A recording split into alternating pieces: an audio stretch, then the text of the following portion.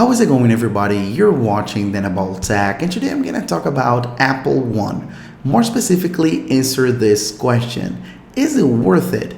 So in this video, I'm going to tell you everything about Apple One, explaining what it is, talk about pricing, and once and for all, explain you what is this service. Okay, so without further ado, let's begin. So as the name suggests, Apple One is one subscription that bundles up to 6 Apple services. Depending on your plan, you're gonna have access to 4 services or to 6 services. And of course, I'm gonna talk about plans and pricing in just a second. So, but what are exactly those services?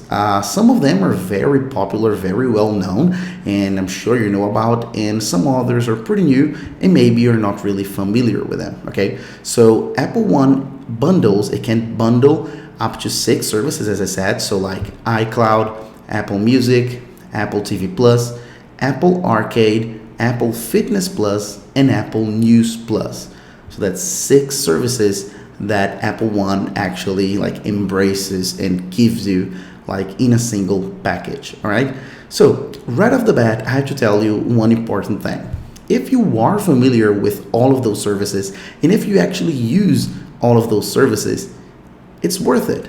Apple One, it's definitely worth it because they're giving you in one single payment all of them with a discount. The thing is, most people don't use those services. A lot of people don't even know about all of those services, and that's the tricky part. That's why I decided to make this video, because for a lot of people, Apple One is not worth it. So let me first quickly go through all those 6 services if you just don't know what they are exactly, and then let's move on, talk about plans, and let me tell you if you should sign up or not. Okay, so let's get started with Apple Music. We are all familiar with Apple Music. It's a music service just like Spotify, so that's okay. A lot of Apple users do use Apple Music, like myself. Great. We have Apple TV Plus, and Apple TV Plus is kind of like Netflix. It's a Netflix competitor, but not really, because you know that Netflix has hundreds of thousands of TV shows, movies, documentaries, and everything like that. A lot of those are originals, so they produced it, and a lot of those aren't. Like they just buy and have the permission to actually have on the service. So that's why they have hundreds of thousands actually of TV shows and movies and things like that. Whereas Apple TV Plus only work with originals, so they only work with productions that Apple have actually made. And the thing about that is they only have a few dozen titles. They don't have a lot of titles, they just have Apple originals. So I don't know, like I'm not really a huge fan of Apple TV Plus. I don't use it, and I think most people don't. All right, keep in mind. Next, we have Apple Arcade. Apple Arcade is a game service. You have, when you subscribe to it, either individually or via Apple One, of course, you have access to over 100 games, and you can play those games on your iPhone, on your iPad, on your Mac, and even on your TV using Apple TV. So if you like gaming, awesome. Again, I don't game. I don't really like gaming, so for me, it's not worth it. I don't subscribe to Apple Arcade. Moving on, of course, we have iCloud, and we all know and we all use iCloud. So iCloud is the cloud storage service that allows you to store your data, your documents, even your backups, everything to the cloud. Okay, so it's a cloud storage service, and I believe that pretty much everyone that has an Apple device pretty much uses iCloud in one way or another. So it is good to have iCloud. All right. Moving on, we have Apple News Plus, and Apple News Plus is a service that gives you access to some of the greatest magazines and newspapers on the planet. So by subscribing to it, you have full access to all of that content. So again, magazines, newspapers, if you're into that kind of stuff. And we have Apple Fitness Plus, and Apple Fitness Plus is a workout service. Is a workout application that will help you work out and get active and move around in your house without actually having to go to a gym or something like that.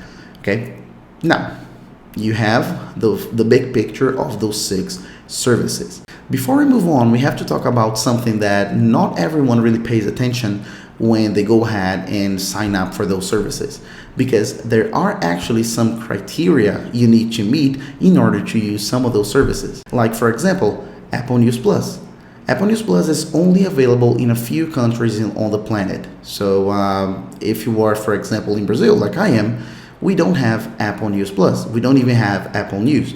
So if you're not in one of those selected countries, you can't take full advantage of this service. Same thing with Apple Fitness Plus. It is not available everywhere around the world. It's only available in a few countries at the recording of this video, at least. So again, if you're not in one of those selected countries, you just can't use that service. Another thing to keep in mind. And also, talking about Apple Fitness Plus, you need to have an Apple Watch. So if you don't have an Apple Watch, you can't use it. So you have some limitations on Apple News Plus and Apple Fitness Plus, just right off the bat, okay? Now, let's finally talk about plans and talk about pricing. And this is where it gets interesting. So we have 3 plans. So we have individual, family, and premier. So individual costs $15, right? Like $14.95 a month, every single month. All of those plans are monthly plans, okay? It's a service, so we have to pay every single month. The family plan costs $20, so $19.95. And the premier plan costs $30, so $29.95. So what's the difference here? So the individual plan gives you access to actually 4 services. So Apple Music, Apple TV Plus, Apple Arcade, and iCloud, of course. It gives you 50 gigs of storage in iCloud, all right? So keep in mind that the individual plan, as the name suggests, is only individual. So you can't share with anybody else. So for example, if you don't really use Apple TV Plus, like I don't, and if you don't really use Apple Arcade, like I don't, because I don't game, it's not really worth it, because you're paying like $15, but you're just using 2 services instead of 4. So again, not worth it if you don't use all of their services. And the same thing kind of goes for the other 2. So the family plan actually, again, it gives you only 4 services. So Apple Music, Apple TV Plus, Apple Arcade, and Apple and iCloud. iCloud goes up to 200 gigabytes, a little bit more. And with the family plan, you can actually share with up to 5 people. So it's interesting. But again, if those people don't use like gaming, the gaming service, Apple Arcade, or don't watch Apple TV Plus, it's no good. It's not worth it because they're not going to be using the service. And the same thing with Premiere. The only difference is with Premiere, you actually have more storage. You have 2 terabytes in iCloud, and you also have access to Apple News Plus and Apple Fitness Plus.